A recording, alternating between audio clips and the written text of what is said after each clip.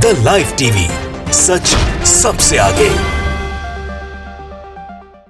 तो कुल मिलाकर बात भैया यह है कि समीर वानखेड़े और उनकी गैंग एक्सपोज्ड हो चुकी है कि कैसे मुंबई में मासूम लोगों को निशाना बनाया जाता था, कैसे उनसे वसूली की जाती थी। ये सब कुछ बेपर्दा हो चुका है। बॉम्बे हाई कोर्ट ने बड़ी टिप्पणी कर दी है एनसीबी की उस कार्रवाई पर जिसमें आर्यन खान को हिरासत में लिया गया था। आर्यन खान के साथ कुछ और लोगों को भी हिरासत में लिया गया था और बताया गया है कि एनसीबी के अधिकारी समीर वानखेड़े ने कैसे अपने गैंग के साथ मिलकर ये पूरा का पूरी साजिश रची थी जिससे वसूली की जा सके। क्योंकि आर्यन खान के पास से न ड्रग्स बरामद हुई, ना ही कोई ऐसी नशीला पदार्थ बरामद हुआ, आपत्तिजनक चैट बरामद हुई, कुछ ऐसा बरामद नहीं हुआ। फिर भी उनको आरोपी बना लिया गया और हिरासत में ले लिया गया। ये तमाम टिप्पणी बॉम्बे हाई कोर्ट की तरफ से की गई है जिसने समीर वानखेड़े को पूरी तरह से एक्सपोज्ड कर दिया है। नमस्कार, मैं हूं प्रज्वल गौतम और आप देख रहे हैं द लाइव टीवी। 2 अक्टूबर की घटना तो आपको पता ही होगी। मुंबई क्रूज पर पार्टी चल रही थी, वहां पर एनसीबी के अधिकारी पहुंचते हैं, वहां से कुछ लोगों को हिरासत में लिया जाता है जिसमें से शाहरुख खान के बेटे आर्यन खान भी होते हैं। बताया जाता है कि वो ड्रग्स ले रहे थे, वहां पार्टी चल रही थी, रेप पार्टी चल रही थी, भारी तादाद में वहां पर ड्रग्स मौजूद था, नशीला पदार्थ मौजूद था, आर्यन खान खुद नशे में धुत थे। तमाम तरह की बातें आपने मीडिया रिपोर्ट्स में भी देखी होंगी। तमाम तरह की बातें कही गई, नशेड़ी गंजेड़ी, तमाम तरह के गंदे गंदे आरोप और अनर्गल आरोप लगाए गए थे। लेकिन एक एक कर जब जांच शुरू हुई तो पर्दाएं खुलने लगी। पता लगा कि आर्यन खान को जिस शख्स ने गिरफ्तार किया, यानी एनसीबी के जिस अधिकारी ने गिरफ्तार किया है, यानी समीर वानखेड़े, खुद एक वसूली गैंग चलाता है। यानी एक प्राइवेट आर्मी खड़ी कर रखी है जो मासूम लोगों पर को निशाना बनाती है, टारगेट करती है, ऐसी पार्टी का पता करती है जहां पर ऐसे बड़े उद्योगपति हों, बड़े रसूखदार हैं, उनके बेटे वहां पर पहुंचते हैं, बच्चे वहां पर पहुंचते हैं और उन्हीं में छापा मारकर गलत तरीके से ड्रग्स मामले में, कभी किसी और मामले में फंसाकर वसूली की जाती है। और संपत्ति का जिक्र जो नवाब मलिक साहब ने कई बार किया भी है कि समीर वानखेड़े की संपत्ति उनकी आय से ज्यादा है, ये ऐसे ही खड़ी की गई है। फिलहाल उस पर बाद में आएंगे, लेकिन सबसे पहले आपको बताते हैं कि बॉम्बे हाई कोर्ट की एक टिप्पणी ने कैसे समीर वानखेड़े और उनकी वसूली गैंग का पर्दाफाश कर दिया है। दरअसल उस पूरे मामले में आर्यन खान पर आरोप था कि वो ड्रग्स लेते हैं, उस समय रेप पार्टी में थे और ड्रग्स ले रहे थे। ड्रग्स बरामद भी हुई। एनसीबी के अधिकारियों ने कोर्ट में जाकर यह दलील दी कि इन जो 3 हैं आरोपी, नाम बता देते हैं, आर्यन खान, मुनमुन धनेता और अरबाज मर्चेंट, ये तीनों नशे में धुत थे, पूरी तरीके से ड्रग्स ले रखी थी और इन तीनों ने स्वीकार भी किया, एनसीबी की पूछताछ में स्वीकार किया। वो एनसीबी की पूछताछ जो उनकी प्राइवेट आर्मी यानी उनके अपने गैंग के गुर्गों के साथ की जा रही थी, जो एनसीबी का हिस्सा ही नहीं थे।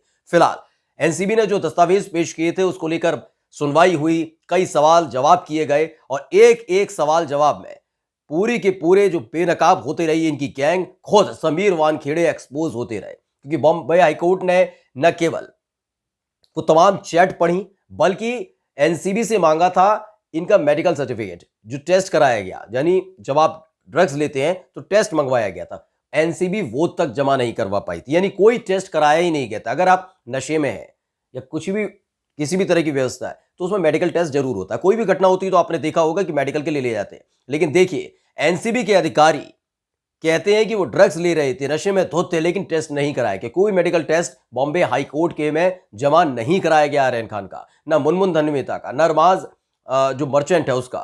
फिलहाल इसी पूरे मामले को लेकर टिप्पणी की गई और क्या टिप्पणी की है बॉम्बे हाई कोर्ट ने, वो विस्तार से आपको बता देते हैं। दरअसल बॉम्बे हाई कोर्ट ने बताया है कि आखिर आर्यन खान को जमानत क्यों दी गई, उसकी वजह क्या थी। आर्यन खान को जमानत इसलिए दी गई, बॉम्बे हाईकोर्ट का कहना है, क्योंकि ड्रग्स मामले में एनसीबी कोई सबूत पेश नहीं कर पाई, नहीं बता पाई कि क्या आर्यन खान के पास से ड्रग्स बरामद हुआ, आर्यन खान ड्रग्स में थे, ले रखे थे या नशे में थे, यह साबित नहीं कर पाई।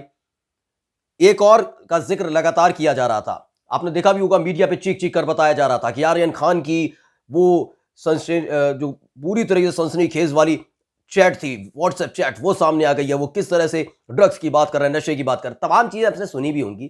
तमाम बकवास बातें थी। वो बकवास बात क्यों कह रहे हैं, क्योंकि बॉम्बे हाई कोर्ट ने कहा है, ये हम नहीं कह रहे हैं, बॉम्बे हाई कोर्ट ने कहा है कि आर्यन खान की चैट में कुछ भी आपत्तिजनक नहीं था, जिसे समीर वानखेड़े और उनकी गैंग लगातार बता रही थी कि ड्रग्स लेते हैं। उसकी बात चल रही थी कि ड्रग्स लेंगे, वीड लेंगे और नशे की तमाम और जो पदार्थ होते हैं उसका इस्तेमाल किया जाएगा, उसका जिक्र चैट में। लेकिन जब बॉम्बे हाई कोर्ट के सामने जो चैट रखी गई, आर्यन खान की चैट रखी गई, बॉम्बे हाई कोर्ट ने कहा है कि ऐसा कुछ भी नहीं है। ड्रग्स मामला तो छोड़िए, इस चैट में कुछ नहीं है, आपत्तिजनक कुछ भी नहीं है, इसलिए हमें जमानत देनी पड़ेगी। हम ऐसे किसी को भी गिरफ्तार करके जेल में नहीं ठूस सकते, सलाखों के पीछे नहीं रख सकते। आप चलाते होंगे गैंग, वसूली गैंग चलाते होंगे। समीर वानखेड़े और उनका गैंग जिस तरह से लोगों को परेशान करता है, उसमें वो पूरी तरह से एक्सपोज हो चुके हैं। बॉम्बे हाई कोर्ट ने एक्सपोज किया है। एनसीबी की दलील थी कि तीनों, जो फटकार लगी है बॉम्बे हाई कोर्ट की तरफ से, वो भी बता दें। दरअसल एनसीबी के जब अधिकारी पहुंचे थे आर्यन खान मामले में सुनवाई के दौरान, तो उसमें समीर वानखेड़े मेन है आदमी। उसने बताया कि तीनों को गिरफ्तार करके हिरासत में लेकर आया गया, तो इन तीनों ने एनसीबी के दफ्तर के अंदर ही कबूल किया कि ड्रग्स ले रखी थी इन्होंने। बॉम्बे हाईकोर्ट ने कहा कि पहली बात तो यह बात समझ लो, अधिकारी हो, पढ़े लिखे हो, इतनी तो अक्ल होनी चाहिए कि जो एनसीबी के अधिकारी या पुलिस वालों के सामने कबूल करता है कोई भी आरोपी, वो कोर्ट में मान्य नहीं होता। वो केवल जांच में सहयोग के लिए माना जाता, वो कोर्ट में मान्य नहीं होता कि आइए जो को आपने दस्तावेज लगा उस पर मोहर लगा दी जाएगी और उसे दोषी घोषित कर दिया जाएगा। आर्यन खान के मामले में जो जांच हुई, जो पूछताछ हुई, वो तमाम चीजें, दस्तावेज, सबूत, ये तमाम चीजें कुछ भी नहीं है। केवल आप कह रहे हैं, रट्टा मार रहे हैं कि एनसीबी के अधिकारियों के सामने आर्यन खान ने कहा कि मैं नशे में था तो नशे में मान लिया जाएगा, लेकिन ऐसे कोई सबूत पेश नहीं की गई, क्योंकि मेडिकल टेस्ट की कॉपी कहां है। मेडिकल टेस्ट की कॉपी जब वकील से मांगी गई तो बगलें झांकने लगे थे। पूछा गया कहां है, तो उनका उस समय मेडिकल टेस्ट नहीं कराया गया। यानी कि आप समझिए मेडिकल टेस्ट क्यों नहीं कराया गया। मेडिकल टेस्ट इसलिए नहीं कराया गया था क्योंकि वो जानते थे समीर वानखेड़े कि आर्यन खान नशे में नहीं है, उसने ड्रग्स नहीं ले रखा है। ये बात समीर वानखेड़े बेहतर तरीके से जानते थे। लंबे समय से जो अधिकारी काम कर रहा है, एनसीबी जैसे डिपार्टमेंट में काम कर रहा है, उस आदमी को यह नहीं मालूम होगा कि इस तरह के मामलों में हिरासत में लेने के बाद सबसे पहले टेस्ट कराया जाता है, मेडिकल टेस्ट, लेकिन नहीं कराया गया। इसी को लेकर फटकार पड़ी और उसके बाद आर्यन खान को जमानत दे दी गई। 30 अक्टूबर को आर्यन खान को जमानत दी गई थी। 1 लाख के मुचलके पर जमानत दी गई थी और जूही चावला ने ये जमानत में सहयोग किया था। लेकिन इन सब के बीच समीर वानखेड़े पूरी तरह से एक्सपोज हुए और इसी को लेकर नवाब मलिक साहब, जो लगातार समीर वानखेड़े के एक एक झूठ और एक एक चीज का कच्चा चिट्ठा खोल रहे हैं, उन्होंने भी लिखा है, उन्होंने ट्वीट किया है, उन्होंने लिखा है फर्जीवाड़ा एक्सपोज्ड। जो उन्होंने ट्वीट किया है, जो कोर्ट की कॉपी है, बॉम्बे हाई कोर्ट ने आर्यन खान, मुनमुन धमेता और साथी अरबाज मर्चेंट को जमानत क्यों दी, इस पर टिप्पणी की है। उसकी एक पूरी कॉपी लगाई है, उस पर नाम दिया है फर्जीवाड़ा एक्सपोज्ड। यानी कि पूरा का पूरा मामला फर्जी था, झूठा था। जो लगातार ये बात कही जा रही थी कि अपनी प्राइवेट आर्मी के जरिए पैसों की वसूली की जाती है। 25 करोड़ के लेन देन की बात हो रही थी, 18 करोड़ पर समझौता हुआ था, 8 करोड़ समीर वानखेड़े को जाने थे। कहीं ना कहीं ये बात बिल्कुल सच साबित होती है। समीर वानखेड़े पर जो आरोप लगातार नवाब मलिक साहब की तरफ से लगे जा रहे थे, वो दिन प्रतिदिन सच साबित होते जा रहे हैं, क्योंकि बॉम्बे हाई कोर्ट की ये टिप्पणी बेहद महत्वपूर्ण हो जाती है कि इस पूरे मामले में कहीं भी नशे के सबूत नहीं मिलते। नहीं पता चलता कि तीनों के बीच कोई ऐसी व्हाट्सएप चैट हुई है जिससे कहा जाए कि वो साजिश रच रहे थे, नशा लेने की कोशिश कर रहे थे, ड्रग्स का काम कर रहे थे, ड्रग्स उनके पास मौजूद थी, ड्रग्स लेते थे या पार्टी में मौजूद थे तो ड्रग्स ले रहे थे। ऐसा कुछ भी साबित नहीं हुआ। यानी 2 अक्टूबर से लेकर 30 अक्टूबर तक जिस तरह से आर्यन खान को जेल में रखा गया, वो पूरी तरह से नाजायज भी साबित होता है और एक्सपोज करता है समीर वानखेड़े और उनके गैंग को, उनकी वसूली गैंग को।